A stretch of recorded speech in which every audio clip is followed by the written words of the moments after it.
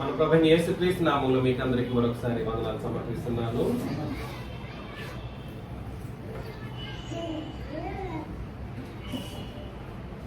ఈరోజు మనం నేర్చుకోబోయే అంశం క్రొత్త నిబంధనలో అమూల్యమైనవి ఏమిటి? క్రొత్త నిబంధనలో అమూల్యమైనవి.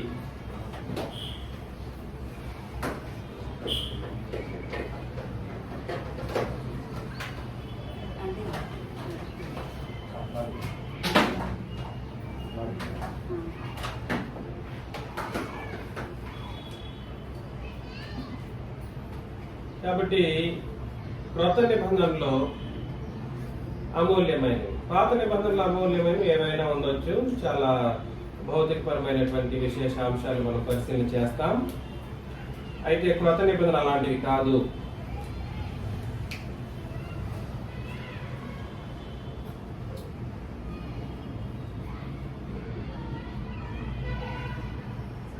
అమూల్యమైనవి అంటే అర్థం ఏమిటండి?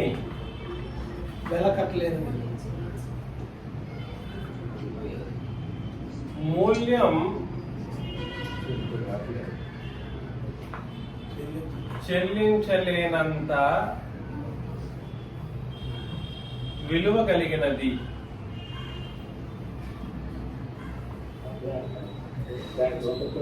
మ్యూట్లో పెట్టాలి.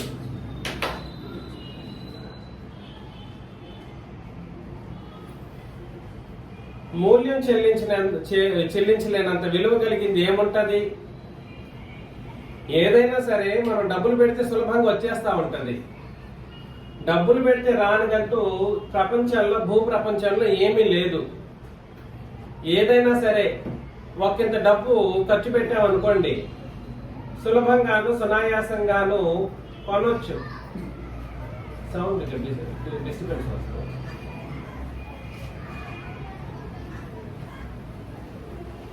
అందుకని దయచేసి గుర్తించండి, క్రొత్త నిబంధనలో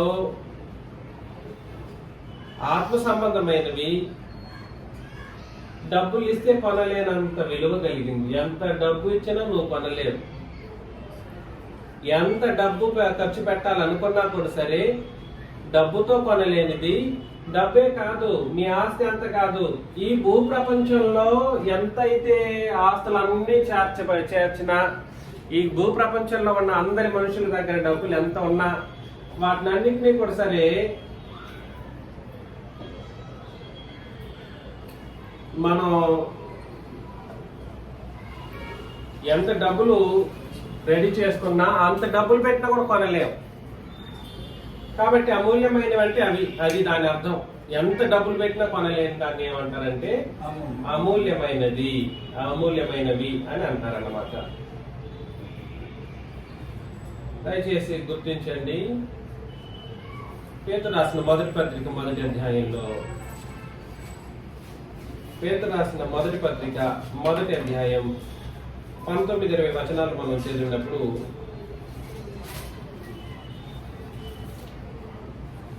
అమూల్యమైన రక్తం చేత అనగా నిర్దోషమును నిష్కళంకమునగు గొర్రెపిల్ల వంటి క్రీస్తు రక్తము చేత విమోచింపబడితేనని మీరు ఎరుగుదురు కదా అని అన్నాడు. అవునా? 18 నుండి పితృపారంపర్యమైన మీ వ్యర్థ ప్రవర్తనను విడిచిపెట్టినట్టుగా వెండి బంగారముల వంటి క్షయ వస్తువుల చేత మీరు విమోచింపబడలేదు. ఎన్ని వెండి ఇచ్చో లేదా ఎంత బంగారం ఇచ్చో విమోచన సంపాదించగలమా? అంటే పాప క్షమాపణ విమోచన అని అంటున్నాడు. పాప క్షమాపణను, విమోచనని తెలియజేస్తూ, ఏదో డబ్బులు ఇచ్చినంత మాత్రాన లేదా ఏదో వెండి బంగారములు ఇచ్చినంత మాత్రాన విమోచన సంపాదించలేము. వెండి నిన్ను రక్షించదు, బంగారం ఏం చేయలేదు, పాపం నుండి రక్షించలేదు. నువ్వు ఎన్ని కోట్ల రూపాయలు ఖర్చు పెట్టినా కూడా సరే, ఒక మనిషిని పాపం నుండి రక్షించలేనటువంటి పరిస్థితి ఉంటుంది. అలా విమోచించబడలేదు. కానీ అమూల్యమైన రక్తం చేత, అంతకంటే అమూల్యమైనది అంటే డబ్బులు ఇచ్చినా కొనలేనంత అమూల్యమైనటువంటిది అది రక్తం చేత అనగా నిర్దోషమును నిష్కళంకమునకు గొర్రెపిల్ల వంటి క్రీస్తు రక్తము చేత విమోచింపబడితేనని మీరు ఎరుగుదురు కదా అని తెలియజేశాడు. కాబట్టి వెండి బంగారాలు ఈ భూ ప్రపంచంలో ఉన్న ఎంత మనం ఖర్చు పెట్టినా కొనలేనంత గొప్పది ఏమిటి అని అంటే నంబర్ 1 ఏమిటండి? అమూల్యమైనటువంటి, అది అమూల్యమైనది ఒకటి, తర్వాత నిర్దోషమైనది,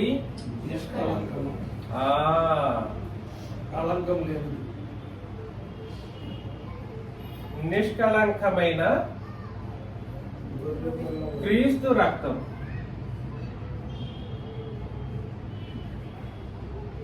కాబట్టి ఈ క్రీస్తు రక్తం చేత కొనబడటం అనేది, ఈ క్రీస్తు రక్తం చేత విమోచనను మనం ఏం చేయలేమనంటే డబ్బులు ఇచ్చి కొనలేము. ఎంత డబ్బులు ఖర్చు పెడితే క్రీస్తు యొక్క పరిశుద్ధమైన రక్తం మీ దగ్గరకు వస్తుంది? రాదు. అది డబ్బుతో ముడిపడినది కాదు. ఆత్మ సంబంధమైనటువంటి మనుషులకే దాని యొక్క విలువ అర్థమవుతుంది. క్రీస్తు రక్తం అంటాం. ఎంతకీ క్రీస్తు రక్తంతో విమోచనం అంటే అర్థం ఏమిటి? క్రీస్తు రక్తం చేత విమోచనను సంపాదించడం అంటే అర్థం ఏమిటి? క్రీస్తు రక్తం ఏమిటి? క్రొత్త నిబంధన. ఈ క్రొత్త నిబంధనను బట్టి విమోచనను సంపాదించడం గురించి మాట్లాడుతున్నాడు. చాలా మంది ఈ క్రీస్తు రక్తము క్రొత్త నిబంధనను తెలియజేస్తుందన్నటువంటి కనీస అవగాహన తెలియకుండా విమోచన కార్యక్రమం నేను పొందేసుకున్నాను, బాప్తిసం తీసుకున్నాను, పాప క్షమాపణను పొందుకున్నానని భ్రమపడి మొత్తానికే తప్పులు కాలేసినటువంటి పరిస్థితులు కనబడుతూ ఉంటాయి. క్రీస్తు రక్తం అంటే క్రీస్తు రక్తంతోనే కడగబడాలి. పాప విమోచనకు కారణం ఏమై ఉండాలని అంటే క్రీస్తు రక్తమయ్యే ఉండాలి. పాత నిబంధన కావచ్చు, లేదా ఇతరత్ర లోకంలో ఉన్న పరిస్థితులను బట్టి ఆలోచన చేయొచ్చు. జంతు రక్తాన్ని తీసుకొచ్చి ఏం చేస్తారు? రక్తమును బట్టి ఏం కలుగుతుంది? పాప విమోచన ప్రయత్నాలు జరిగించారు పాత నిబంధనలో. అవునా? పాత నిబంధనలు పాప క్షమాపణ కొరకు ఏం చేసేవారు? జంతు బలులు సమర్పించేవారు. లోకంలో కూడా జంతు బలులు సమర్పిస్తారు. ఈ పాపం చేసేది మానవుడైతే జంతువులను బలి ఇవ్వడం అది పరిశుద్ధమైన రక్తంగా ఉంటుందని అంటే పరిశుద్ధమైన రక్తంగాను ఉండదు. కాబట్టి జంతువులు డబ్బులు ఇస్తే కొనగలం. దేన్ని?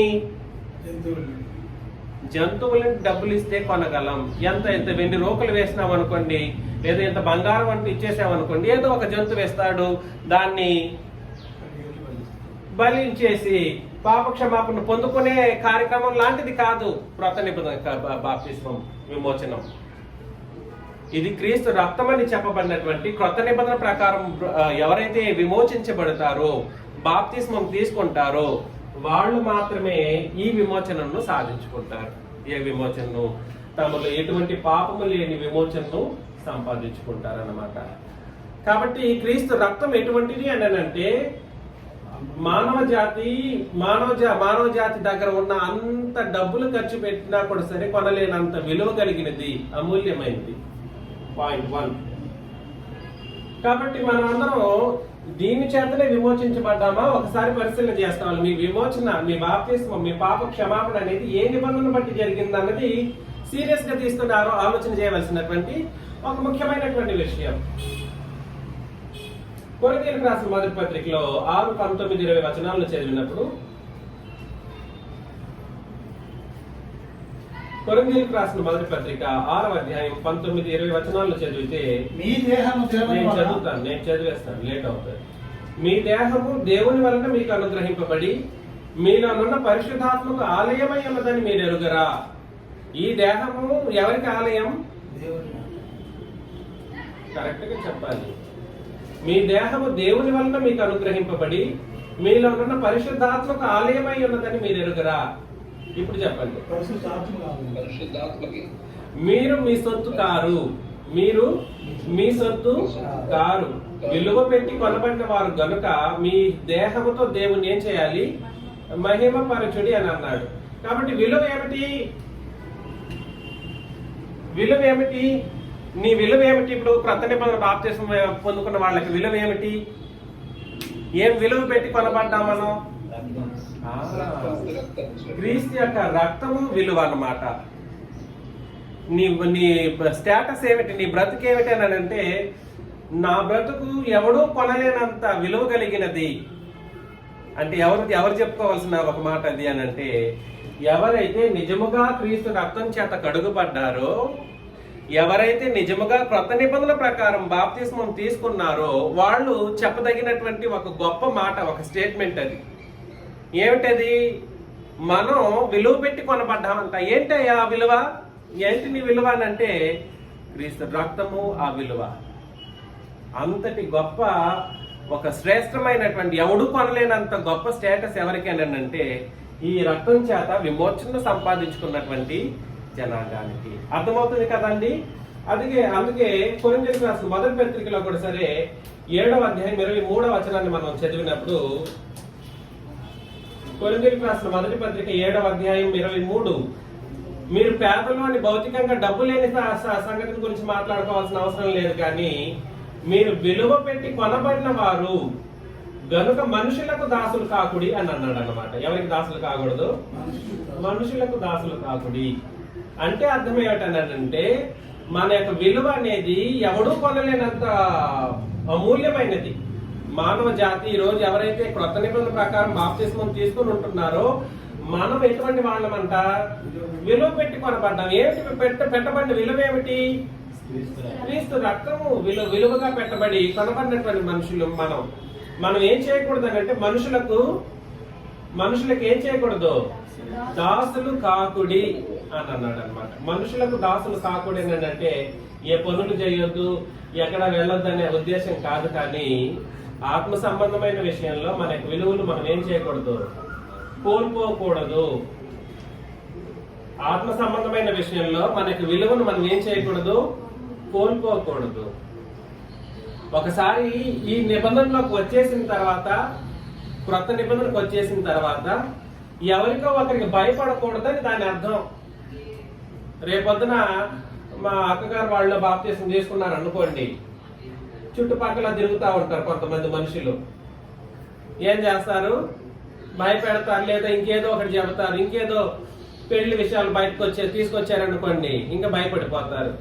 ఇంకేదైనా సంగతులు సపోర్ట్ చేసే విషయంలో వచ్చారనుకోండి, భయపడిపోతూ ఉంటారు. అందుకని ఏం చెప్పారంటే, మీరు సాధారణమైన వ్యక్తులు కాదు, మీరు విలువ పెట్టి కొనబడ్డ వాళ్ళు కాబట్టి ఈ భౌతికమైనటువంటి విషయాల పట్ల మీరు దృష్టి ఉంచాల్సిన అవసరం లేదు. మనుషులు చెప్పే ప్రతి మాటలను మీరు ఏం చేయకూడదు. కాబట్టి ఇక్కడ నేను ప్రేమతో చెప్పే విషయం ఏమిటంటే, మొన్నటి దినాల వరకు కూడా సరే, నిన్న కూడా సరే, మన దగ్గరికి వచ్చే వాళ్ళని కొంతమంది బయట వాళ్ళు ఫోన్లు చేసి మీరు అక్కడికి వెళ్లాల్సిన అవసరం లేదు, ఆయన క్రొత్త నిబంధన అంటే అది క్రొత్త నిబంధన కాదన్నట్లుగా మాట్లాడుతూ మభ్యపెడుతూ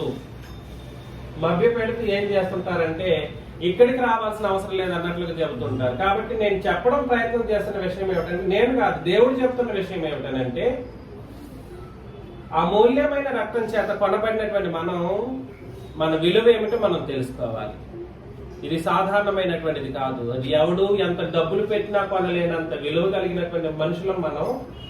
మనుషులు చెప్పే మాటలకు దాసులు కావాల్సినటువంటి అవసరత లేదు. కాబట్టి ఈ విషయాన్ని గుర్తించండి. అపోస్తల కార్యములు 20వ అధ్యాయం 28 మనకు అందరికీ తెలిసిన వచనమే. ఎలా కొనబడ్డాం మనం అందరం, దేని చేత కొనబడ్డాం చెప్పేశాడు. అపోస్తల కార్యములు 20వ అధ్యాయం 28వ వచనంలో, దేవుడు తన స్వరక్తమిచ్చి సంపాదించిన తన సంఘం. సంపాదన అనేది దేనికి సంబంధించింది? డబ్బుకు సంబంధించిందేనా? ఎస్. సంపాదన అనేది విలువకు సంబంధించింది. దేన్ని పెట్టి క్రీస్తు కొన్నాడు? జంతు రక్తం కాదు. ఏ రక్తం అది? స్వరక్తం ఇచ్చి మనల్ని ఏం చేశాడంటే సంపాదించెను. ఎంత అద్భుతమైనటువంటి సంగతి. జంతు రక్తం కాదు, ఇంకేదో రక్తం కాదు, ఆయన స్వరక్తాన్ని మనకిచ్చి మనల్ని సంపాదించినప్పుడు మన విలువ ఏంటి మనం తెలుసుకోవాలన్నా వద్దండి? మన విలువ ఏమిటి? అప్పుడు ఏమిటి మన విలువ? స్వరక్తమే. ఏమిటి ఆ విలువ? ఆయన రక్తమే మన విలువ, డబ్బు కాదు. ఎంత ఆస్తే ఎంత ఉంది, ఎంత బ్యాంక్ బ్యాలెన్స్ ఉంది అని అంటే అది భౌతికంగా ఆలోచన చేసే వాళ్ళు చెప్పే మాటలు. నీ విలువ ఏమిటనంటే నా ప్రభుని క్రీస్తు రక్తం కార్చారే, అది నా విలువ. ఇది ఎట్లా ఉంది? ఆ మాట ఎలా ఉంటుంది? అకౌంట్లో ఒక 30 లక్షలు ఉందని శేషు గారు అన్నారు అనుకోండి, సరే పెట్టుకోండి, మీరు పెట్టుకుని సంతోషంగా ఉండండి అని అంటాం. అంతేగాని అది ఆయనకు విలువగా మనం పరిగణించడానికి లేదు. ఆయనకు విలువ ఏమిటనంటే ఆయన క్రీస్తు రక్తం చేత కొనబడ్డాడు అనే ఒక ఆకాశాన్ని అంటే అంత గొప్పవాడిగా ఆయన్ని మనం చూడాలి.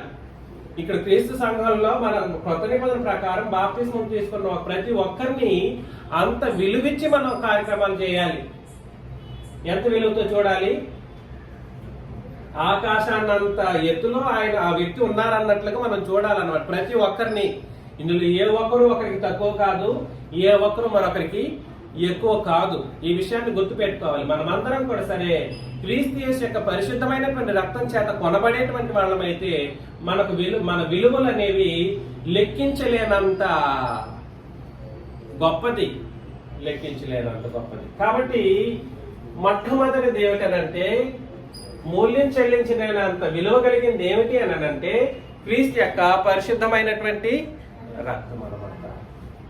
మనం విలువ పెట్టి కొనబడ్డాం. దానివలన మన యొక్క స్టేటస్ ఏమైపోయింది?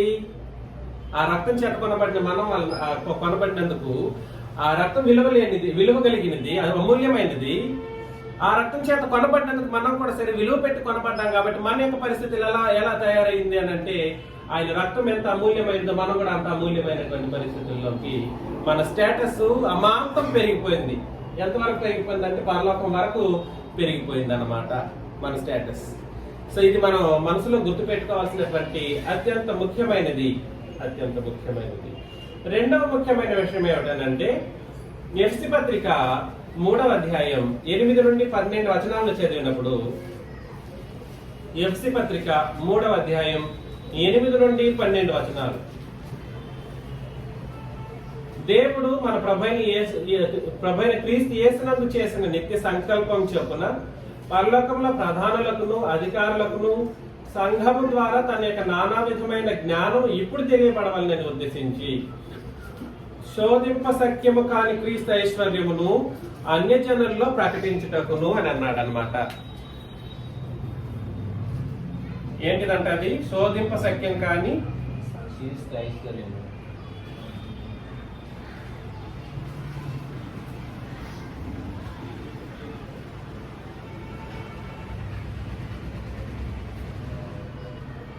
ఏంటిది? క్రీస్తు ఐశ్వర్యం, శోధింప సఖ్యము కాని క్రీస్తు ఐశ్వర్యం అనగానేమిటి? దాన్ని ఏం చేస్తారంటే అపోస్తలులు, అటు పరలోకంలో ప్రధానులకు అధికారులకు, ఇటు భూలోకంలో సమస్తమైన అన్ని జనులకు. ఎవరికి?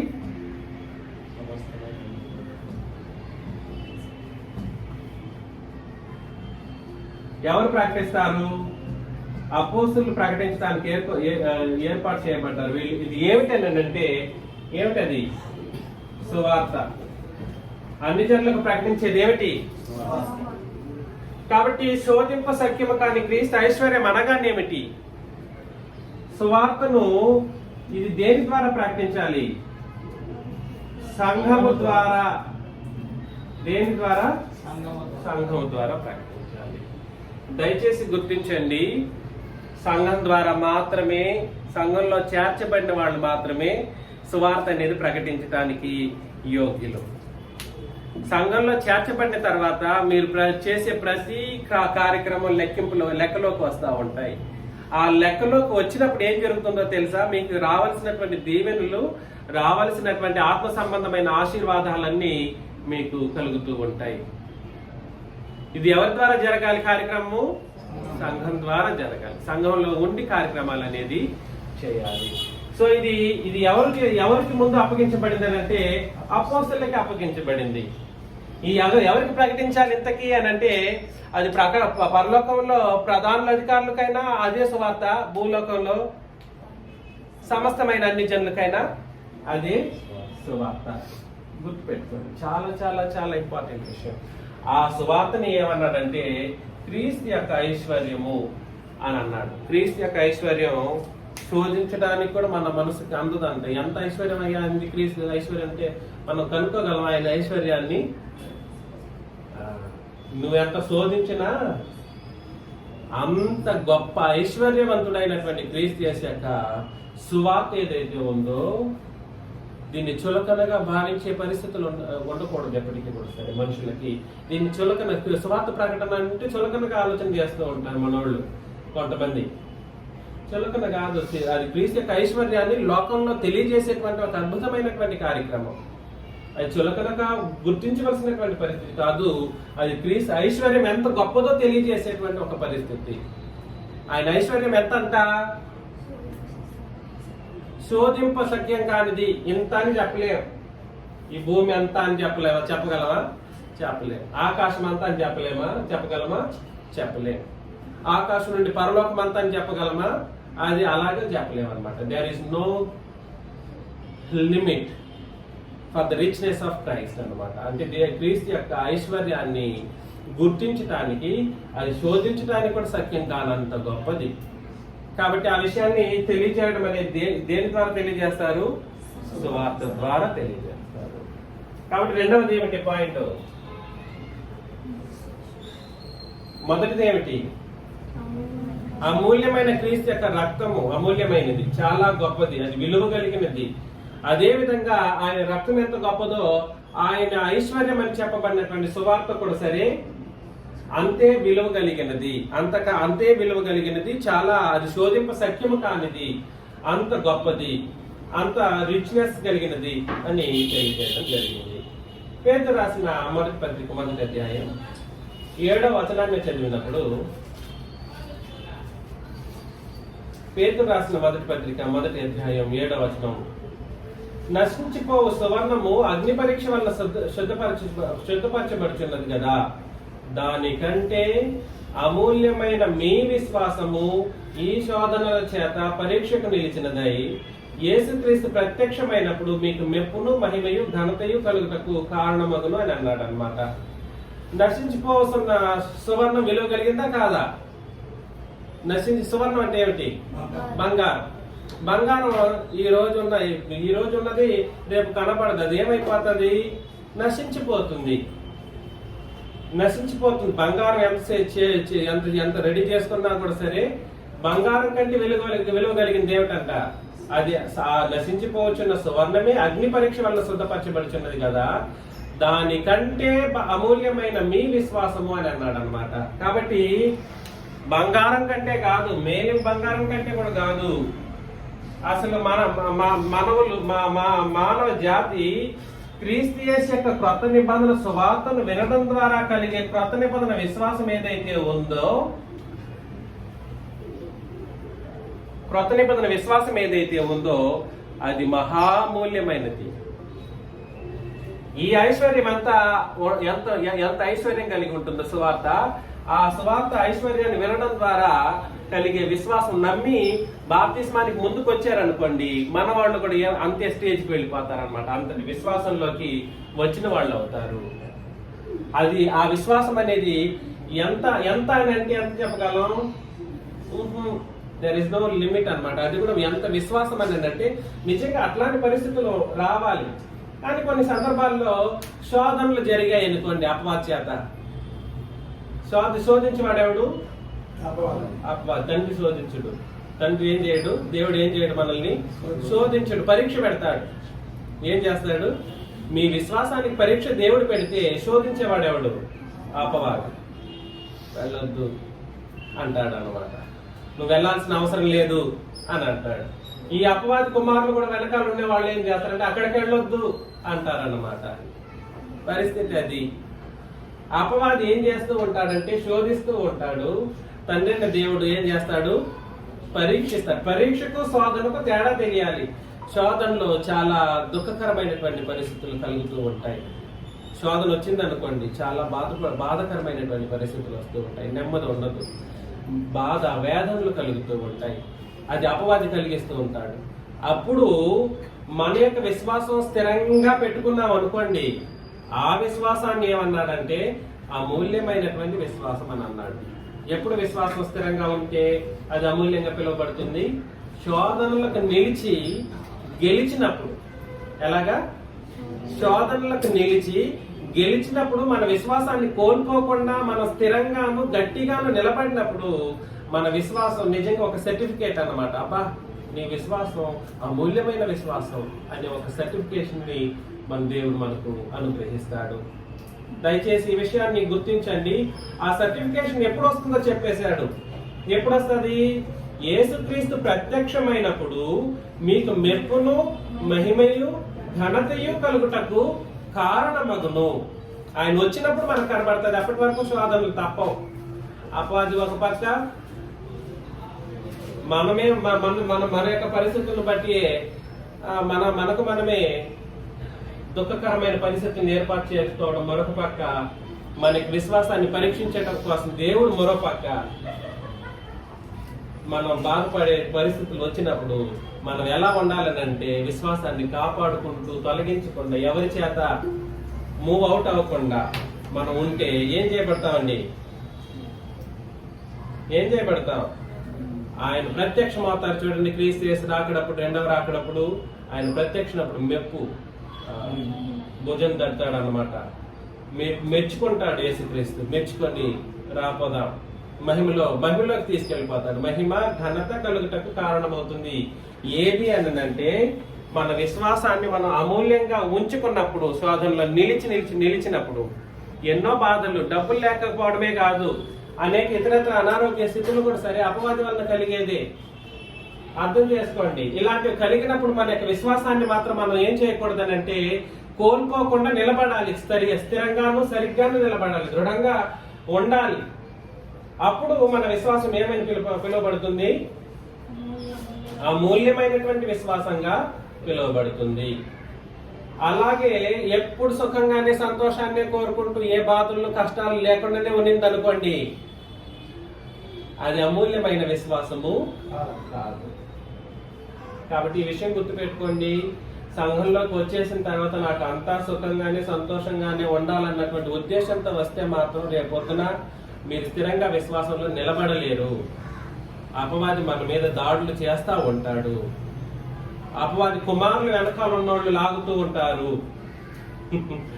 అక్కడికి వెళ్ళావు కాబట్టి నీకు ఇలా జరిగింది అంటాడు. ఎట్లాగా? అక్కడికి వెళ్ళావు కాబట్టి నీకు కష్టాలు తప్పట్లేదు, మా దగ్గరికి వచ్చేసాయి, మేము ప్రార్థన చేస్తాం, అంతా బాగైపోతుంది అంటాడు అనమాట. సో ఇలాంటి పరిస్థితులు ఏర్పాటు చేస్తూ ఉంటారు అపవాది కుమారులు కూడా సరే. అయినా కూడా సరే మన విశ్వాసం అమూల్యమైనదిగా పిలువబడాలని అంటే మనం శోధనలకు నిలిచి గెలవాలి. అర్థమవుతుంది కదా? పేతురు రాసిన 2వ పత్రిక మొదటి వచనంలో, పేతురు రాసిన 2వ పత్రిక 1వ అధ్యాయం 1వ వచనంలో, యేసుక్రీస్తు దాసుడును అపోస్తలుడైన సీమోను పేతురు మన దేవుని యొక్కయు రక్షకుడైన యేసు యొక్కయు నీతిని బట్టి మా వలని అమూల్యమైన విశ్వాసం పొందిన వారికి శుభమని చెప్పి వ్రాయున్నది అని అన్నాడు అనమాట. అపోస్తులు ఏదైతే విశ్వాసాన్ని కలిగి ఉన్నారో ఆ విశ్వాసం లాంటి విశ్వాసాన్ని కలిగి ఉండడం అనేది ఎటువంటి విశ్వాసము? అమూల్యమైన విశ్వాసం. దానికి మూలమైన కారణం ఏమిటంటే మన దేవుని యొక్కయు రక్షకుడైన యేసుక్రీస్తు యొక్కయు నీతి. ఇక్కడ నేను మరలా ఇంతకు ముందు అనేక సార్లు తెలియజేస్తున్నాను, మరలా చెబుతూ ఉన్నాను. అన్ని లిస్ట్ అవుట్ చేసిన రాజ్యం ఎవరిది?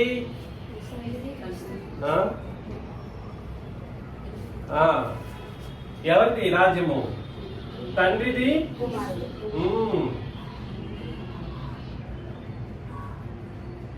నీతి ఎవరిది? ఇప్పుడు అదే వచనం చదివాము. ఏమని చదివాము?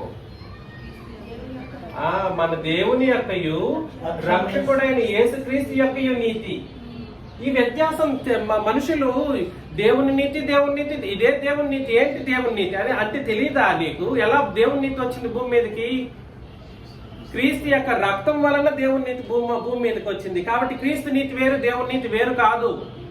కానీ వీళ్ళందరూ లోకంలో ఉండేవాళ్ళు, క్రైస్తవులు, ఇదే బైబిల్ చదివేటోళ్లే ప్రతి సందర్భంలోనూ తండ్రికిని క్రీస్తుకుని వ్యత్యాసం చూపించే కార్యక్రమంలో నిమగ్నులై చాలా దారుణమైనటువంటి విషయాలను నేలపాలు చేస్తున్నటువంటి పరిస్థితి.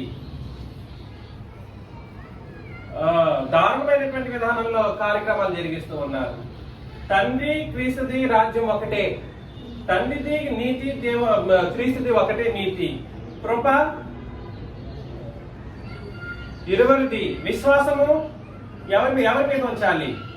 తండ్రి మీద, క్రీస్తు మీద ఉంచాలి. ఆ తర్వాత ఆరాధన. అలా ఎన్ని లిస్ట్ అవుట్లు చెబితే వస్తుందంటే లిస్టులు చాలా గోసాన్ అనమాట, చాలా చాలా పెద్ద లిస్ట్ తయారవుతుంది. అందుకని వ్యత్యాసాన్ని గుర్తించండి.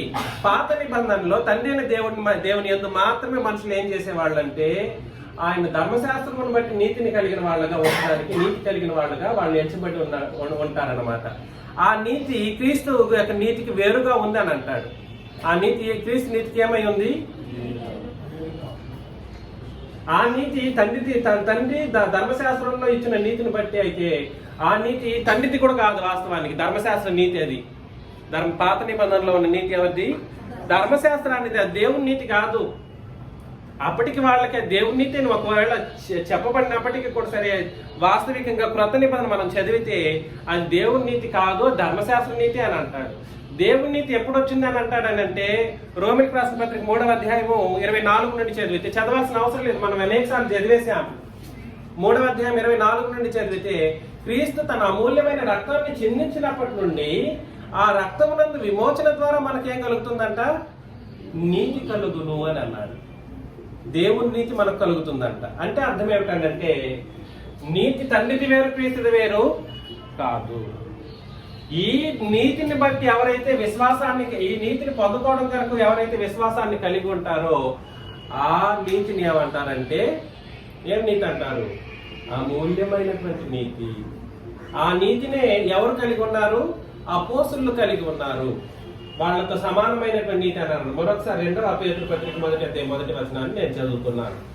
యేసుక్రీస్తు దాసుడును అపోస్తులుడైన సీమోను పేతురు మన దేవుని యొక్కయు రక్షకుడైన యేసుక్రీస్తు యొక్కయు నీతిని బట్టి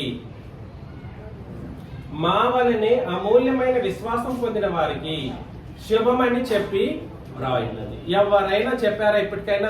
మీరు వెళ్ళిన ఏ క్రీస్తు సంఘాల్లోనైనా సరే, లేదా ఇతర సంఘాల్లోనైనా సరే, ఈ స్పష్టమైనటువంటి అవగాహనను నీతి విషయంలో చెప్పినోడు అప్పుడున్నాడా? నేను దాదాపు 30 సంవత్సరాలుగా చూస్తూ ఉన్నాను. ఏ ఒక్కరూ కూడా సరే ఇది దేవుని నీతి, క్రీస్తు నీతి, క్రొత్త నిబంధనలో ఉన్న విషయాన్ని కనిపెట్టలేని పరిస్థితుల్లో ఇంతకాలం గడిచిపోయింది. 30 సంవత్సరాలు కాదు, ఇప్పుడు నేను బోధ చేయడానికి మునుపటి 2000 సంవత్సరాల వరకు కూడా సరే, ఎంతవరకు 2000 సంవత్సరాల కాలం పాటు యేసుక్రీస్తు మరణానంతరం ఈ సారూప్యతలో లేదా సమరూపమైనటువంటి విషయాన్ని తెలియజేసేటువంటి విషయంలో సర్వలోకం ఫెయిల్ అయింది 2000 సంవత్సరాల కాలంగా. ఇప్పటికీ నేను ఛాలెంజ్ విసురుతాను. ఎవరు చెప్పారు? ఒక్క బోధ తీసుకురామని చెప్పండి. ఇవాళ మార్నింగ్ కళ్ళు తెరిచి చూసేసరికి ఒక ఆయన పెద్ద ఆయన యూట్యూబ్ లో పెట్టేసి పాత నిబంధన భక్తిని బోధిస్తుంది. ఏం పాత నిబంధన భక్తిని బోధిస్తుంది? ఏ భక్తిని బోధిస్తుంది? నీకు నీతి ఏమిటో తెలిస్తే భక్తి ఏమిటో అర్థమవుతుంది. నీకే తెలియనప్పుడు భక్తి ఎక్కడి నుండి? పాత నిబంధన భక్తిని ఏం బోధిస్తుంది నీకు? ఎంతటి తప్పుడు ఆ సిద్ధాంతాలను లేవనెత్తారు ఈ మానవ జాతి. ఇదంతా క్రీస్తు యొక్క రక్తాన్ని అపవిత్రపరిచే కార్యక్రమం అవుతుంది. అమూల్యమైనదిగా కాదు, అపవిత్రపరిచే కార్యక్రమం. క్రీస్తు రక్తాన్ని అపవిత్రపరచడమే వీళ్ళ ఉద్దేశం. అర్థం చేసుకోండి. ఇది దయచేసి ఈ సంగతిని మనం మర్చిపోకుండా మనసులో పెట్టుకోవాలి. అమూల్యమైనది ఏమిటి అని అంటే, నంబర్ 1 ఏమిటి? క్రీస్తు యొక్క పరిశుద్ధమైనటువంటి రక్తం చాలా చాలా అమూల్యమైనది. క్రీస్తు యొక్క ఐశ్వర్యం అని చెప్పబడినటువంటి సువార్త చాలా అమూల్యమైనది. క్రీస్తు నందును తండ్రి దేవుని నందును విశ్వాసం ఉంచడం ద్వారా కలిగేటువంటి నీతి ఉందే, ఆ విశ్వాసము అమూల్యమైనది. ఆ విశ్వాసాన్ని మనం శోధనలు వచ్చినప్పుడు కాపాడుకోవాల్సినటువంటి పరిస్థితులు ఉన్నాయి. అప్పుడు ఆ మనిషి ఎవరైతే అలాగ శోధనకు నిలిచినాడో ఆ మనిషి ఎటువంటి విశ్వాసాన్ని కలిగి ఉన్నాడు? అమూల్యమైనటువంటి విశ్వాసాన్ని కలిగి ఉన్నాడు. మనం అందరం క్రొత్త నిబంధన ప్రకారం వచ్చేసాం, సరే, నిజంగానే అమూల్యమైన విశ్వాసమే కలిగి ఉన్నాం. కానీ ఆ విశ్వాసాన్ని శోధించేటప్పుడే దృఢంగా నిలవాల్సింది ఉంది. దాంతో పాటు ఆ విశ్వాసం నిజంగానే అమూల్యమైనదనే రుజువు మన యొక్క శోధనని తట్టుకునే పరిస్థితులను బట్టి రుజువు పడే పరిస్థితులు ఉంటాయి. కాబట్టి 3 ముఖ్యమైనటువంటి విషయాలను మనం పరిశీలన చేశాం. అత్యంత ముఖ్యంగా స్త్రీలకి విలువ కలిగినది ఒకటి చెప్పేశారు, మిగులు విలువ కలిగింది. సహోదరులు కూడా సరే, మీకు ప్రత్యేకంగా దేవుని యొక్క వాక్యం ఏం చెబుతుందని అంటే, క్రొత్త నిబంధన చట్టం, మీరు మిగులు విలువ కలిగినటువంటి వాళ్ళు, మీరు ఎవరికి మీకు మీరే కృంగిపోయేటువంటి పరిస్థితులను లేదని తెలియజేస్తుంది. కాబట్టి దయచేసి పేతురు రాసిన మొదటి పత్రిక 3వ అధ్యాయం మొదటి 6 వచనాలను నేను చదువుతాను. పేతురు రాసిన మొదటి పత్రిక 3వ అధ్యాయం మొదటి 6 వచనాలను చదివినప్పుడు, అటువలే స్త్రీలారా మీరు మీ స్వపురుషులకు లోబడి ఉండుడి. ఎవరికి? స్వపురుషులకు లోబడి ఉండుడి. అందువలన వాళ్ళు ఎవరైనా వాక్యములకు అవిధేయులైతే వారు భయముతో కూడిన మీ ప్రవర్తన చూచి వాక్యము లేకుండానే తమ భార్యల నడవడి వలన రాబట్టవచ్చును. ఎక్కడికి రాబట్టవచ్చును? సంఘంలోనికి రాబట్టవచ్చును. జడలు అల్లుకొనుటయు, బంగారు నగలు పెట్టుకొనుటయు, వస్త్రములు ధరించుకొనుటయునను వెలుపటి అలంకారం మీకు అలంకారముగా ఉండక, సాధువైనట్టు మృదువైనట్టు గుణమన్న అక్షయాలంకారము గల మీ హృదయపు అంతరంగ స్వభావం మీకు అలంకారముగా ఉండవలెను. జడలు అల్లుకొనుటయు, బంగారు నగలు పెట్టుకొనుటయు, వస్త్రములు ధరించుకొనుట అంటే వస్త్రాలు ధరించుకోవద్దనే దాని అర్థం, అదే ఇక్కడ జరిగిన గొడవ. చాలా మంది బంగారు మాత్రం పెట్టుకోరంట. ఏం పెట్టుకోరు? మీరు వెళ్ళేది అక్కడ కూడా చాలా మంది బంగారాలు, చెవులు అవన్నీ ఖాళీగా ఉంటాయి. బంగారం పెట్టుకోరు, జడలు అల్లుకోరు, అట్లా ఇదిగా వచ్చేస్తా ఉంటారు. కానీ ఇక్కడ వస్త్రములు ధరించుకోవటాను అని అన్నట్టు 10 వస్త్రాలు కూడా తీసేసి వెళ్తా ఉంటారా? ఇది విపరీత బుద్ధి. ఏం బుద్ధి? విపరీత బుద్ధి. ఇది ఏమిటే, ఎందుకొరకు ఈ మాట చెబుతున్నాడు అంటే, బంగారం పెట్టుకోవద్దనడం కోసం కాదు, అలంకారం గురించి మాట్లాడుతూ ఉన్నాడు. దేని గురించి? అలంకారం. లిమిటెడ్. నీకెంత అవసరమో అంత వేసుకో, ఎంత అవసరమైనటువంటి రీతిలో అలంకరించుకోవాలో అలంకరించుకో. కాకపోతే అది ముఖ్యమైనది కాదు. భౌతికమైనటువంటి అలంకారంగా ఆలోచన చేయకుండా సాధువైనట్టి. ఎలా ఉండాలి? సాధువుగా ఉండాలి. కొంతమందిని చూస్తే సాధువు అని అనబడదు. మృదువైనట్టు గుణమన అక్షయాలంకారం గల మీ హృదయపు అంతరంగ స్వభావం మీకు అలంకారముగా ఉండలేదు. అది దేవుని దృష్టికి మిగుల. చూసారా? స్త్రీలకు దేవుడు ప్రత్యేకమైనటువంటి విలువలు ఇచ్చారు. స్త్రీలు ఎవరికి చాలా చాలా తప్పుగా క్రీస్తు సంఘాల్లో కూడా బోధించబడుతూ ఉంటారు. వాళ్ళు విలువైన వాళ్ళు. ఎప్పుడు విలువైన వాళ్ళు? దేవుని దృష్టికి అంట, నేను కాదు. నేను దృష్టి చూస్తే అది ఏమని పైన బంగారం చూస్తాను, గాజులు చూస్తాను, ఇంకేదో చూస్తుండొచ్చేమో. అర్థమవుతుందా? మంచి సారీస్ కట్టారు, కాస్ట్లీ సారీస్ కట్టారని చెప్పొచ్చేమో. కానీ మానవుడు ఎంతవరకు చూస్తాడు? పై రూపమే చూస్తాడు. దేవుడు దేన్ని చూస్తాడు? హృదయాలను చూస్తాడు. ఆ హృదయం ఎలా ఉండాలంటే సాధువుగా ఉండాలి. ఆ హృదయం ఎలా ఉండాలంటే మృదువైనట్టుగా ఉండాలి. అది ఆ హృదయం ఎలా ఉండాలి? గుణమన్న అక్షయాలంకారం. అలా అక్షయాలంకారం అంటే అర్థం ఏమిటి? ఆత్మ సంబంధమైన అలంకారం. అక్షయాలంకారం అంటే అర్థం ఏమిటి? ఆత్మ సంబంధమైనటువంటి అలంకారం కలిగి ఉంటే హృదయపు అంతరంగ స్వభావాన్ని మీరు అలంకారంగా ఉంచుకోవాలను. అది దేవుని దృష్టికి ఎటువంటిది? సాధారణమైన విలువ కలిగినది కాదు, మిగుల విలువ కలిగినది. ఎలాంటి విలువ కలిగినది? మిగుల విలువ కలిగినది. అంటే ఇంకా జగడాలకు దిగితే మృదువుగా ఉన్నట్ట. ఒక మాటను కూడా కింద వదలకుండా టక వాయాడిలాగా మాట్లాడుతూ వెళ్ళారు అనుకోండి, ఖచ్చితంగా అది సరైనటువంటి పద్ధతిగా ఉండదు. ఆ మాట కోసం ఇంకా సహోదరులు వాళ్ళ భర్తల దగ్గర కూడా సరే కొన్ని పరిస్థితులను ఎదురు చూసినప్పుడు భర్తల దగ్గర కూడా సరే వాళ్ళని అంగీకరించలేని పరిస్థితి, వీళ్ళు చెప్పినట్టే జరగాలన్నట్లుగా కొన్ని దాఖలాలు కనబడుతూ ఉంటాయి. నేను అందుకే కొన్ని పరిస్థితులు నేను ఎదుర్కొన్నాను, అట్లాంటి చూస్తూ ఉంటాను.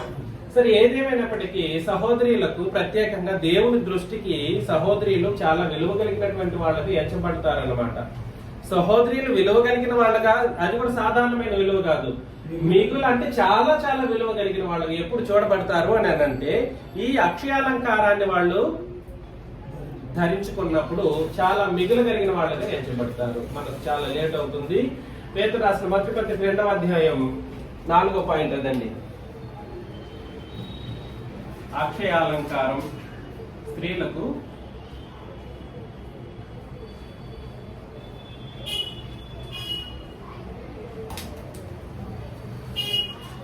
మిగులు విలువ కలిగింది. పేతురు రాసిన మొదటి పత్రిక 2వ అధ్యాయం 4 నుండి నేను చదువుతాను. మనుషుల చేత విసర్జింపబడినను దేవుని దృష్టికి ఏర్పరచబడినది అమూల్యమును సజీవమునైన రాయగు ప్రభువు నొద్దకు వచ్చిన వారై. చూడండి, ఇక్కడ యేసు ప్రభు ఎటువంటి రాయి? అమూల్యమును సజీవమునగు రాయి. ఇక్కడ ఈ బొమ్మను మనం పరిశీలన చేయాలి.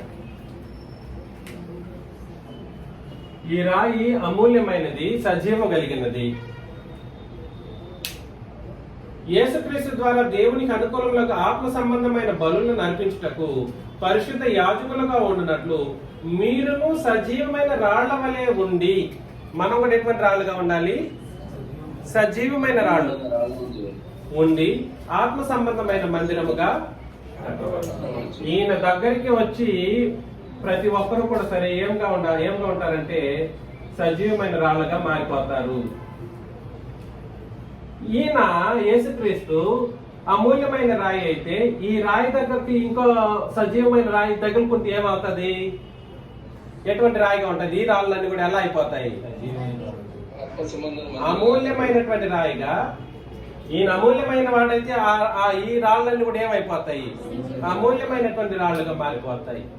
మారిపోతే అలాంటి రాళ్లతోనే దేవునికి మందిరం కట్టాలంట. ఎటువంటి మందిరం? ఆత్మ సంబంధమైన మందిరం. ఎలాంటి రాళ్లతో కట్టబడాలి అంటే సాదాసీదా రాళ్లు కాదు. మనం అనుకుంటాం, అమ్మగారు కూడా ఇప్పుడు చెప్పారు, చాలా పెద్ద సంఘం, చాలా మంది వస్తుంటారు అనేసి. ఎంత పెద్ద సంఘం, ఎంత బిల్డింగ్ బంగారుతో కట్టి పెట్టుకున్నా కూడా సరే అక్కడ వెళ్ళేటువంటి రాళ్ళు ఎలాంటి రాళ్లుగా ఉండాలి? అమూల్యమైన సజీవము కలిగినటువంటి రాళ్లుగా ఉంటేనే అది దేవుని మందిరం అని పిలువబడతారు. అందుకని దాన్ని మనుషుల చేత మనుషులందరూ దాన్ని ఏం చేస్తారంటే 2వ అధ్యాయం 4వ వచనంలో మరొకసారి మనుషుల చేత విసర్జింపబడినను అని అన్నాడు. ఇలాంటి వాస్తవాలు చెప్పారనుకోండి, మనుషులు ఏం చేస్తారు? అది జరుగుతున్న తప్పు. దీన్ని మనుషులు ఏం చేయలేరని అంటే అంగీకరించలేరు, విసర్జిస్తారు. ఏం చేయలేరు? మనుషుల చేత విసర్జింపబడినను అది దేవుని దృష్టికి ఏర్పరచబడినది అమూల్యమును సజీవమునైన రాయియకు ప్రభువునందుకు వచ్చిన వారై యేసుక్రీస్తు ద్వారా దేవునికి అనుకూలములకు ఆత్మ సంబంధమైన బలులను నడిపించిన పరిశుద్ధ యాజకులుగా ఉండునట్లు మీరును సజీవమైన రాళ్ల వలె ఉండి ఆత్మ సంబంధమైన మందిరముగా కట్టబడుచున్నారు. అనగా ఇదిగో నేను ముఖ్యమును ఏర్పరచబడినది అమూల్యమునకు మూలరాతిని సీయోనులో స్థాపించుచున్నాను. ఆయన యందు విశ్వాసం ఉంచేవాడు ఏ మాత్రమును సిగ్గుపడడు అన్న మాట లేఖనమందు రాయబడి ఉన్నది. విశ్వసించుచున్న మీకు ఆయన అమూల్యమైన వాడు. విశ్వసింపని వారికైతే ఇల్లు కట్టువారు ఏ రాతిని నిషేధించిరో అదే మూలకు తలరాయి ఆయను, అది అడ్డురాయియు అడ్డు బండయును ఆయను అని అన్నాడు అనమాట. కాబట్టి నేనేం చెప్పడానికి ప్రయత్నం చేస్తున్నానంటే ఈ రాళ్ళు ప్రభువునందుకు వచ్చే రాళ్ళు విశ్వాసంతో ఆయన అమూల్యమైన వాడని ఉద్దేశంతో రావాలి. ఆయన ఎలాంటి అమూల్యతను కలిగి ఉన్నాడో మనం వెళుతున్నటువంటి రాళ్ళు కూడా సరే అంతే అమూల్యతను సంపాదించుకుంటారు. కాకపోతే ఇక్కడ విషయం ఏమిటంటే ఈ రాయి, ఈ అమూల్యమైనటువంటి రాయి ఉంది కదా, ఆ రాయి మీదనే ఎవరైనా కూడా సరే ఏం చేయాలనంటే సంఘంగా కట్టబడాలి. ఎలా కట్టబడాలి? మందిరముగా కట్టబడాలి. ఆ రాయిని పక్కన దోసేసి కట్టాలనుకున్నారనుకోండి, మనం అనుకోవచ్చు కడుతున్నామని చెప్పేసి, దేవుడు ఆ విధంగా కోరట్లేదు.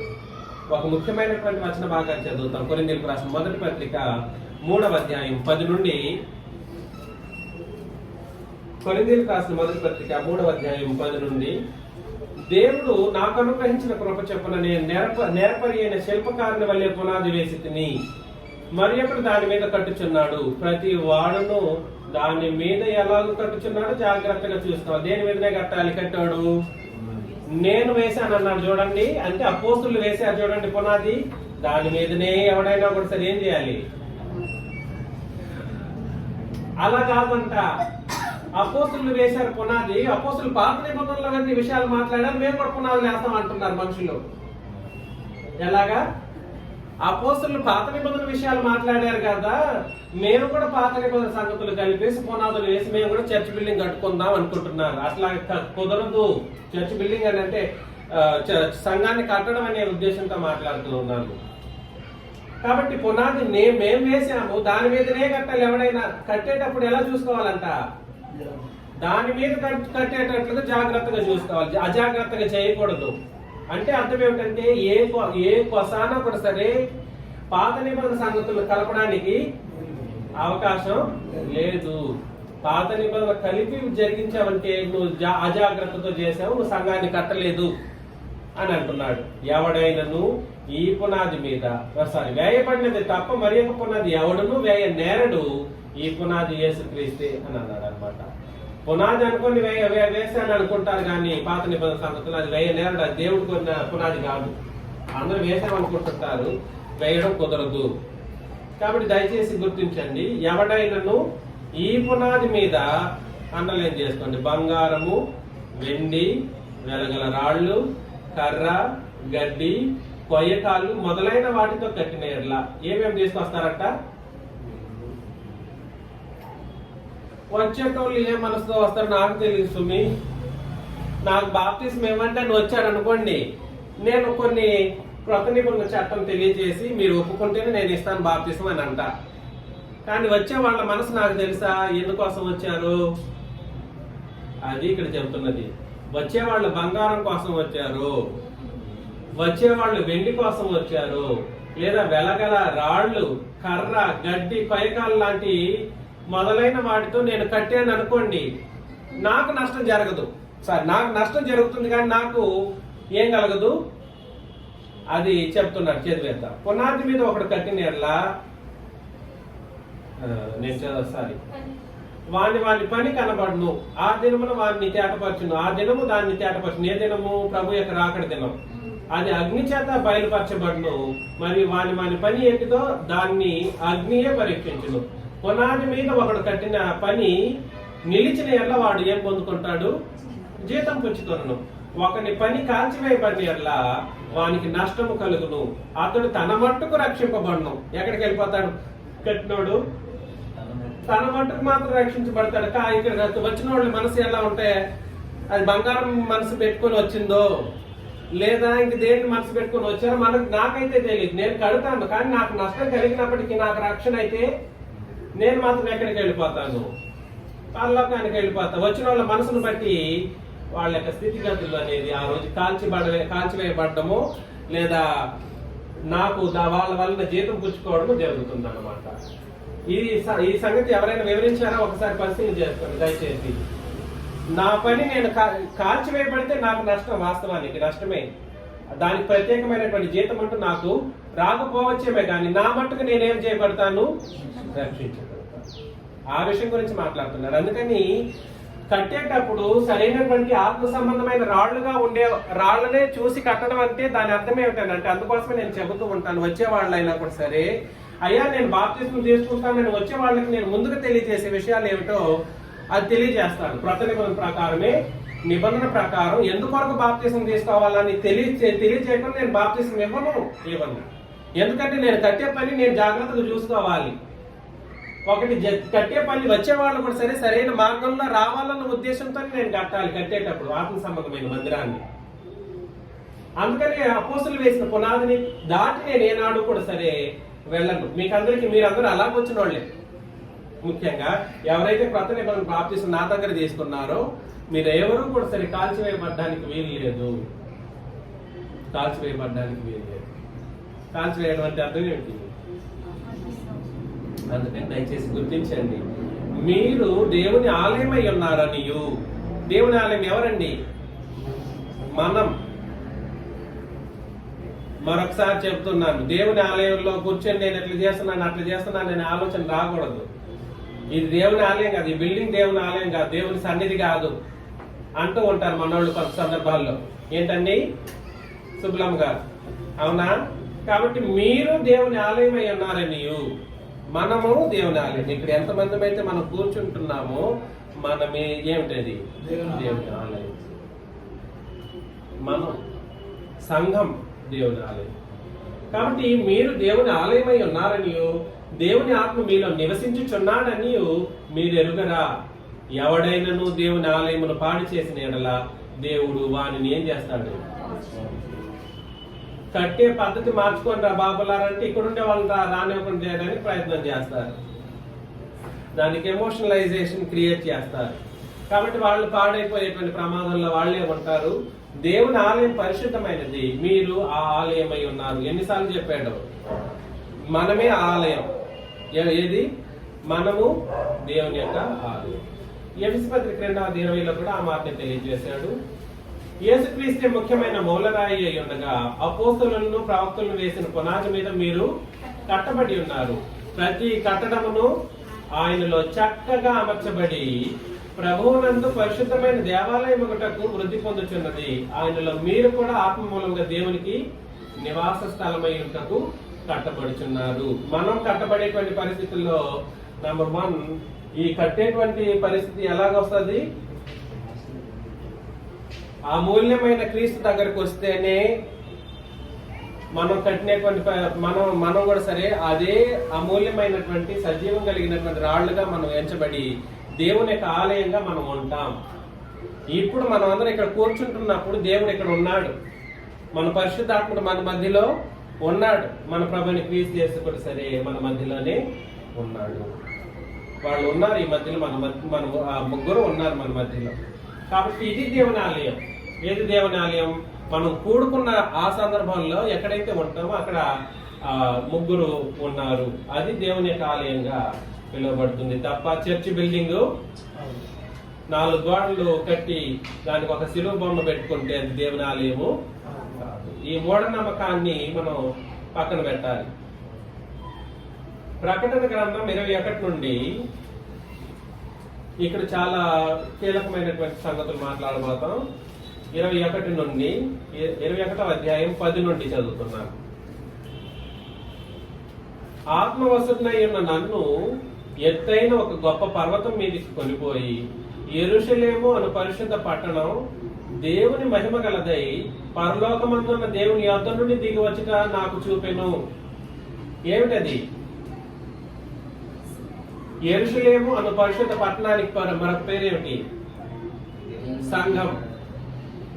యెరూషలేము అను పరిశుద్ధ పట్టణం అనగానేమిటి? సంఘము. 5వ పాయింట్ రాయలేదు కదా ఇక్కడ. 5వ పాయింట్ ఏమిటి?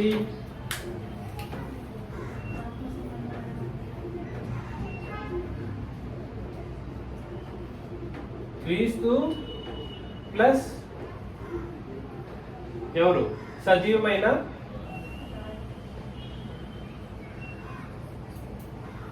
రాళ్ళు ఈజ్ ఈక్వల్ టు ఏమిటి?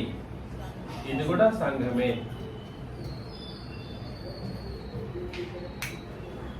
సరే, ఇది 6వ పాయింట్ అన్నమాట, గుర్తుపెట్టుకుందాం. అదే పాయింట్ 5వ పాయింట్. సో వీళ్ళు ఎవరు?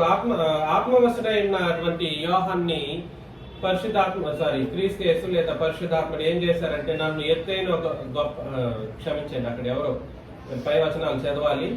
నన్ను ఎత్తైన ఒక గొప్ప పర్వతం మీదకి కొనిపోయి యెరూషలేము అను పరిశుద్ధ పట్టణము దేవుని మహిమ కలదై పరలోకమందున్న దేవుని యొద్ద నుండి దిగి వచ్చట నాకు చూపెను. ఆ యెరూషలేము అను పరిశుద్ధ పట్టణం అనేది ఏమిటి? సంఘం. అది ఎక్కడి నుండి వస్తుందంట? దేవుని మహిమ కలదై పరలోకము నుండి దేవుని యొద్ద నుండి దిగి వస్తూ ఉందంట. 11 దాని అందలి వెలుగు దగదగదగ మరియు సూర్యకాంతము వంటి అమూల్య రత్నమును పోలి ఉన్నది. సంఘము పరలోకానికి ఒకసారి వెళ్ళిపోతేనంట అలా కనబడుతుందంట. ఎలా ఉంటది? ధగధగ మరియు సూర్యకాంతము వంటి అమూల్య రత్నమును పోలి ఉన్నది. ఎలా మెరిసిపోతుందో. రత్నం మామూలుగా ఉంటదా? మన సంఘమే ఆ సంఘం, అదేదో కాదు. మనమే అలా మెరిసిపోతూ ఉంటాం. పరలోకానికి వెళ్ళిపోతే మనం రత్నాల్లాగా మెరుస్తూ ఉంటాం. సూర్యకాంతము వంటి అమూల్య రత్నమును పోలిన. సూర్యకాంతము ఎంత దగదగ మెరుస్తుందో నాకైతే తెలియదు, నేను అంత చూసిన పరిస్థితులు లేవు. సో ఏదేమైనప్పటికీ దగదగ మెరిసేటువంటి పరిస్థితులు వస్తూ ఉంటాయంట. 19 నుండి ఆ పట్టణపు ప్రాకారపు పునాదులు అమూల్యమైన నానావిధ రత్నములతో అలంకరింపబడి ఉండెను. ఆ పట్టణం ఏమిటి? సంఘమే. ఆ సంఘము ప్రాకారపు పునాదులు ఏమిటి? అపోస్తుల బోధ. పునాదులు అమూల్యమైన నానావిధ రత్నములతో అలంకరింపబడి ఉన్నది. సంఘాన్ని కట్టేటప్పుడు దేంతో కడతాము మనం? పునాది నేను వేసి తినే అపోస్తులు చెప్పినప్పుడు ఆ పునాది ఎలాగుందో చెప్తున్నాడు. ఎలాంటిదంటే ఆ పునాది నానావిధ రత్నములతో అలంకరింపబడి ఉండెను. మొదటి పునాది సూర్యకాంతపు రాయి, రెండవది నీలం, మూడవది యమునా రాయి, నాలుగవది పచ్చ, ఐదవది వైడూర్యం, ఆరవది కెంపు, ఏడవది సువర్ణ రత్నం, ఎనిమిదవది గోమేధికము, తొమ్మిదవది పుష్యరాగం, 10వది సువర్ణల సునీయము, 11వది పద్మరాగము, 12వది సుగంధం. ఈ పేర్లు ఎందుకు చెప్తున్నాడనంటే అవి ఉంటాయని కాదు అక్కడ. ఇవన్నీ కలిపి ఎంత విలువైనదిగా ఉంటుందో ఆ విలువ గురించి మాట్లాడడానికి ఆయన ప్రయత్నం చేస్తున్నాడు. అంటే అమూల్యమైనది అని చెప్పడానికి దాన్ని అన్ని రత్నాలతో పోల్చి మాట్లాడడం జరుగుతుంది. దేనికంటే అపోస్తుల బోధను. 12 అంటే 12 కాదు ఇక్కడ. అట్లా 12 అనేది ఉండదు ఇక్కడ. చాలా మంది మళ్ళా 12 ద్వారాలు ఉంటాయి అంటారు. 12 ద్వారాలు అంటే ఏమి అక్కడ ఉండదు. పరలోకానికి ఒకటే ద్వారం. పరలోకానికి ఎన్ని ద్వారాలు? ప్రకటన గ్రంథంలో చెప్పిన లేఖన భాగాలను అర్థం చేసుకోవటానికి సరైనటువంటి ఇతర లేఖనాలు అర్థమైతేనే అవి అర్థమవుతాయి. 12 ద్వారాలు ఏమి ఉండవు. గుర్తుపెట్టుకోండి, మరలా చెబుతున్నాను. సింహాసనాలు ఎన్ని ఉంటాయి? ఒకటే సింహాసనం. ఆ ఒకటే సింహాసనం మీద తండ్రి కూర్చుని ఉంటారు, క్రీస్తు కూడా సరే కూర్చుని ఉంటారు. అర్థం చేసుకోండి. దానికి ఎన్ని ద్వారం అని అంటే ఒకటే ద్వారం. అది ఏంటంటే సంఘమే ఆ ద్వారం. ఇక్కడికి వస్తేనే అక్కడికి వెళ్ళడానికి, సంఘంలో చేర్చబడితేనే దానికి వెళ్తాం. ఈ 12 ద్వారములని చెప్పే మాట దేన్ని సూచిస్తుంటానంటే 12 అపోస్తుల ద్వారా ఏర్పాటు చేయబడింది. చూడండి, బోధ, పునాది, రత్నములు అని అన్నాడు చూడండి. ఆ బోధ గురించి చెబుతున్నాడు అనమాట. 12 బోధ అంటే 12 ద్వారం అంటే ఏమిటి అర్థం? అపోస్తుల బోధ. దీన్ని మీరు ఏ ఒక్క విషయంలోనూ కన్ఫ్యూజ్ అవ్వాల్సిన అవసరం లేదు. అపోస్తుల బోధనే ఏమన్నాడు? 12 గుమ్మములు అని అన్నాడు అనమాట. గుమ్మములు అని అంటే గుమ్మాలు అన్ని గుమ్మాలు అక్కడ ఉండాల్సిన అవసరం లేదు, ఉండదు కూడా. అక్కడ చూడండి మరొకసారి. దాని 12 గుమ్మములు, 12 ముత్యములు, ఒక్కొక్క గుమ్మము ఒక్కొక్క ముత్యముతో కట్టబడి ఉన్నది. ఒక్కొక్క గుమ్మం దేంతో కట్టబడింది?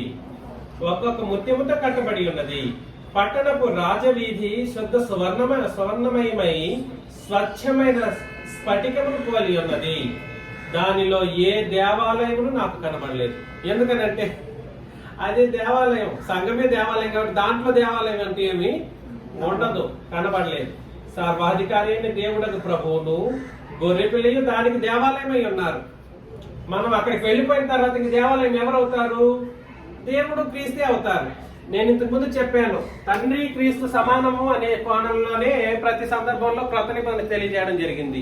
ఇక్కడ ఆ మాటను కరెక్ట్ గా అదే విధానంలోనే చెబుతున్నాడు. సర్వాధికారి అయిన దేవుడు ప్రభువును గొర్రె పిల్లయు దానికి దేవాలయం అయి ఉంటారు. మన సంఘం ఇక్కడ ఎప్పుడు భూమి మీద ఉన్నప్పుడు వాళ్ళకి దేవాలయం, మనం భూమి మీద ఉన్నప్పుడు వాళ్ళకి దేవాలయం ఏమిటి?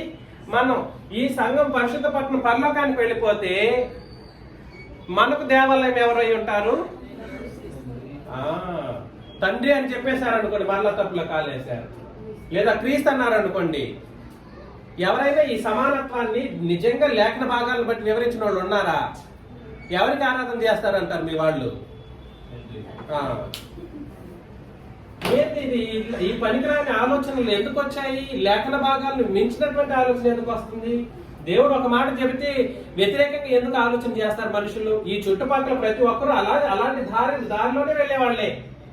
అసలు కనీసం కూర్చొని భోజనం పెట్టి దయచేసి వినండి అని చేతులు మొక్కి మాట్లాడినా కూడా సరే ఈ బోధన తప్పు అని చెప్పుకొని వెళ్ళిపోతూ ఉన్నారు.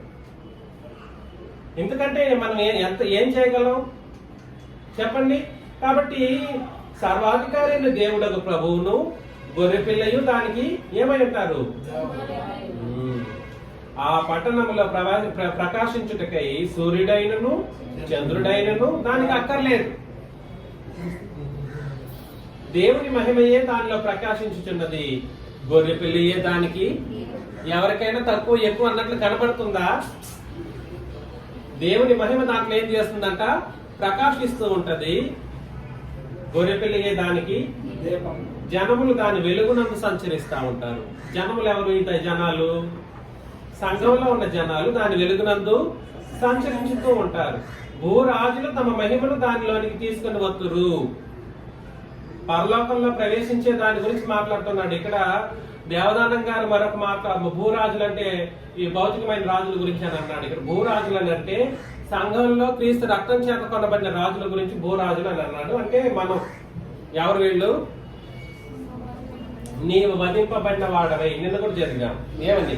నీవు వధింపబడిన వాడవై నీ రక్తం ఇచ్చి ప్రతి వంశములోను ఆయా భాషలు మాట్లాడే వారిలోను ప్రతి ప్రజలోను ప్రతి జనములోను మనుషులను కొని, అంటే భూరాజులు మనుషులు భూమి మీద ఉన్న మనుషులను కొని మా దేవుని రాజ్యాంగాన్ని యాజకులను కానీ చేస్తున్నప్పుడు క్రీస్తు రక్తం చేత కొనబడిన వాళ్ళు ఏ రాజులు?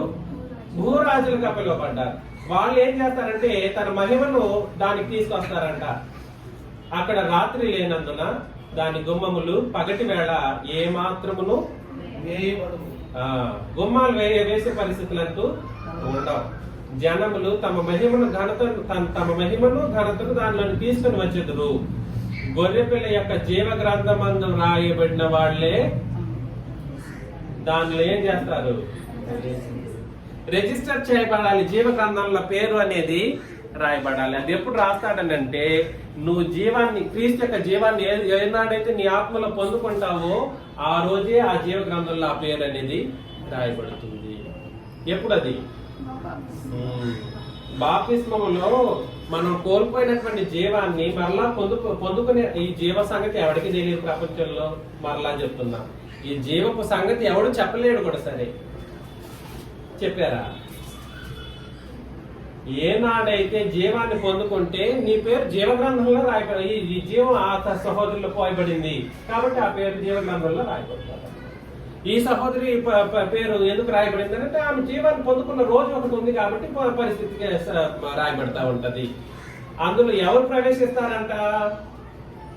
గొర్రెపిల్ల యొక్క జీవ గ్రంథమందు, గొర్రెపిల్ల యొక్క జీవ గ్రంథమందు రాయబడిన వారి దానిలో ప్రవేశించరు. గాని నిషిద్ధమైనది ఏదైనను అసహ్యమైన దానిని అబద్ధమైన దానిని జరిగించి వాడెవడైనా నువ్వు దానిలో అంతే సంగతి. ఎవడు ఇక్కడ భూరాజుల గురించి మాట్లాడుతున్నాడంటే ఈ రోమ సామ్రాజ్యంలో రాజుల గురించి కలిపాడు ఒక ఆయన పెద్ద ఆయన. ఎవడు పడితే అందులో ప్రవేశించే అవకాశం లేదు. ఇది సంఘం అన్నట్లుగా మాట్లాడాడు. తిరిగి పరలోకంలో ప్రవేశించిన దాని గురించి మాట్లాడే పరిస్థితి. దయచేసి గుర్తించండి, సంఘం అనేది పరలోకంలోకి ప్రవేశిస్తే దగ ఎందుకు మెరుస్తుంది అన్నదంటే ఆల్రెడీ రత్నము మెరిసే తత్వం కలిగింది. దాంట్లో క్రీస్తు యొక్క దీపము, దేవుని యొక్క మహిమ దానికి రిఫ్లెక్ట్ అయ్యింది అనుకోండి, ఎంతకు మెరిసిపోతా ఉంటది. అసలు మనం చూడలేనంత మెరిసిపోయేటువంటి ఒక పరిస్థితి అన్నమాట. అంటే దాని అర్థం ఏమిటంటే సంఘం ఎంత విలువ కలిగిందో మీరు పరిశీలన చేయాలి. మన యొక్క విలువ ఎంత గొప్పదనేది మనకు అర్థం కావాలి. ఆ కోమేదికమా లేదా ఏదో పేర్లు చెప్పే 12 పేర్లు ఆ పేర్ల కంటే కూడా సరే మహా విలువ కలిగినటువంటి వాళ్ళు ఎవరు అని అంటే సంఘంలో ఉన్నవాడు మహా విలువ కలిగినటువంటి వాడు. ఈ భూమి అంతా ఏర్పాటు చేసినా కూడా సరే, ఎంత డబ్బులు ఆస్తి ఏర్పాటు చేసినా కూడా సరే, ఈ భూమి మొత్తాన్ని అమ్మేసినా వచ్చిన అమౌంట్ తో కూడా సరే ఎంత విలువ కలిగింది వస్తుందో అంతకంటే కూడా చెప్పలేము. అసలు అది కూడా లెక్కలేదన్నమాట. దేవుని యొక్క ప్రజల యొక్క విలువ అంత గొప్పది. దయచేసి గుర్తించండి. మీ పేర్లు జీవగ్రంథంలో నిజంగా రాయబడిందా ఒక్కసారి ఆలోచన చేయండి. లేకపోతే అందులో ప్రవేశం అనేది కుదరదు. ఎందులో ప్రవేశము? దయచేసి గుర్తించండి. కాబట్టి సంఘం ఎటువంటిది? అది మహా విలువ కలిగినది. ఎన్ని రత్నాలు ఎన్ని చూసి చెప్పేశాడు. అది దేని మీద మాత్రమే కట్టబడాలి? అంతే విలువ కలిగినటువంటి అపోస్తుల బోధ అనేటువంటి పునాది మీద, రత్నములతో ఏర్పాటు చేయబడినటువంటి పునాది మీదనే మనం రత్నాలుగా ఉండి కట్టబడాల్సినటువంటి పరిస్థితి ఉంది. ఈ బోధ నిజంగా బలవంతం చేస్తుంది కదండి. అయ్యో మేము ఎంత కోల్పోతున్నాం అనే ఆలోచన రావట్లేదా? బలవంతం చేయట్లేదా? ఆలోచన చేసుకోండి. చివరిగా లాస్ట్ పాయింట్, పేతురు రాసిన 2వ పత్రికలో ముగించుకుందాం. పేతురు రాసిన 2వ పత్రిక 1వ అధ్యాయం 4వ వచనాన్ని చదివినప్పుడు, ఆ మహిమ గుణాతిశయములను బట్టి ఆయన మనకు అమూల్యములను అత్యధికములనైన వాగ్దానములను అనుగ్రహించి ఉన్నాడు. మనకిచ్చిన వాగ్దానం ఏమిటి? అమూల్యములను అత్యధికములైన వాగ్దానాలు అనుగ్రహించి ఉన్నాడు. దురాశను అనుసరించడం వల్ల లోకమందు భ్రష్టత్వమును ఈ వాగ్దానముల మూలంగా మీరు తప్పించుకొని దేవ స్వభావమునందు పాలివారగునట్లు వాటిని అనుగ్రహించెను. కాబట్టి వాగ్దానాలు మనకు ఎందుకు అనుగ్రహించాడంటే మనం కూడా సరే దేవ స్వభావంలో ఏమైపోతాం? పాలివారం అయిపోతాం. అంటే అర్థం ఏంటంటే పరలోకానికి వెళితేనే మనం దేవ స్వభావాన్ని సంతరించుకుంటాం. భూమి మీద కూడా దాన్ని ప్రాక్టీస్ చేయాలి. కాకపోతే ఈ అవకాశం, ఈ వాగ్దానాలు, దేవుడిచ్చిన వాగ్దానాలు ఏవైతే ఉన్నాయో అవి ఎటువంటిదంట? అమూల్యమైనది,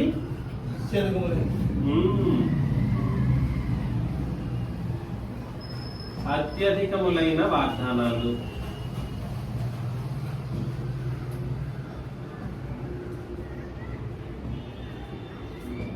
దయచేసి గుర్తించండి. ఈ వాగ్దానం ఎవరికి పడితే వాళ్ళకి లేదు. అమూల్యమైన వాగ్దానాలు ఎవరికి లేవు. ఎందుకంటే ఈ పరలోకం అనేది అమూల్యమైనది, అంత గొప్పది, అంత శ్రేష్టమైనది. ఈ వాగ్దానాలు పొందుకోవడానికి, అమూల్యమైనటువంటి వాగ్దానాలు పొందుకోవడానికి ఈ పాయింట్స్, ఈ పరిస్థితులను ఏర్పాటు చేసి ఇచ్చేసాడు. వాటిని మనం అర్థం చేసుకోవాలి. కానీ ఒక కండిషన్ పెట్టేశాడు రోమా 4:14లో, ధర్మశాస్త్ర సంబంధులు దీనికి వారసులైన ఎడల విశ్వాసం వ్యర్థమగును, వాగ్దానం నిరంతరమైపోతుంది అని అన్నాడు. అంటే అర్థం ఏమిటి? ధర్మశాస్త్రాన్ని కలిపి బోధించే ప్రతి ఒక్కడు కూడా సరే ఈ అమూల్యమైన వాగ్దానాన్ని చేతులారా వదులుకుంటాడు. పాత నిబంధన కలిపేసి ఏమైపోతుంది పరిస్థితి? వాగ్దానాలు ఏమైపోతాయి? నిరంతరమైపోతాయి. ఇప్పటికైనా నమ్మగలమా? ఇంకెన్ని చెప్పాలి? అనవసరంగా వదులుకోవడం ఎందుకు? ఎంతో విలువ కలిగింది మీ దగ్గరికి వస్తే, ఈ గుంటూరులో వచ్చి నేను రాత్రి పగళ్ళు అనుకున్న పని చేయడానికి సిద్ధంగా ఉండి వస్తూ చేస్తూ ఉంటే, ఇప్పటికీ రానటువంటి, అంత చెప్పిన తర్వాత కూడా రాలేనటువంటి పక్షంలో ఉన్న మనుషుల్ని మనం ఏమంటామంటే, మనం ఏం చెప్పడానికి అవకాశం లేదు. వాళ్ళ దారికి వాళ్ళు వదిలేసేయాల్సిందే. వాళ్ళ పేరు జీవగ్రంథంలో ఉండదు. ఫస్ట్ తుడుపు పెట్టడం కాదు, ఉండదు. ఫస్ట్ ఆఫ్ ఆల్ తుడుపు పెట్టేది మనలో ఎవరైనా భ్రష్టులుగా బ్రతికితే వాళ్ళ పేర్లు తుడిచి వేస్తాడు తప్ప వాళ్ళ పేర్లు అసలు రిజిస్టరే కాదు. ఈ విషయాలన్నింటినీ మనం గుర్తించుకోవాలి. ఈ రోజు మనం ఏం నేర్చుకున్నామనంటే 6 ముఖ్యమైనటువంటి సంగతులు, విలువైనటువంటి సంగతులను ఆలోచన చేశాం.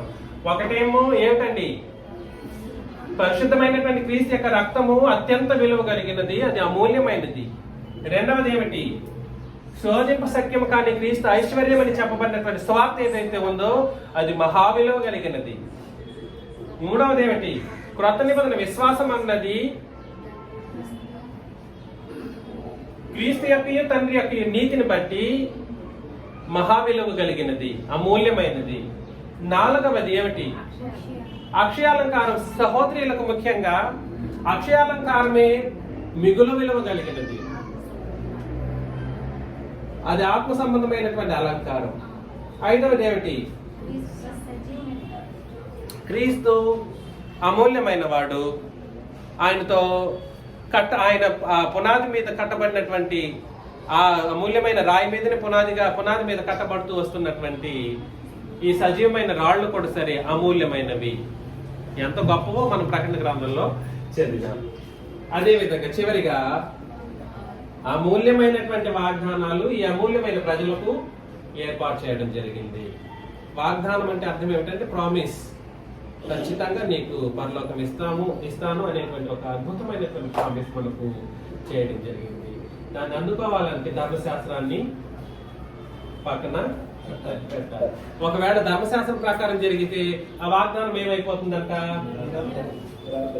నిరర్ధకమైపోతుంది. దయచేసి గుర్తించండి, గ్రహించండి.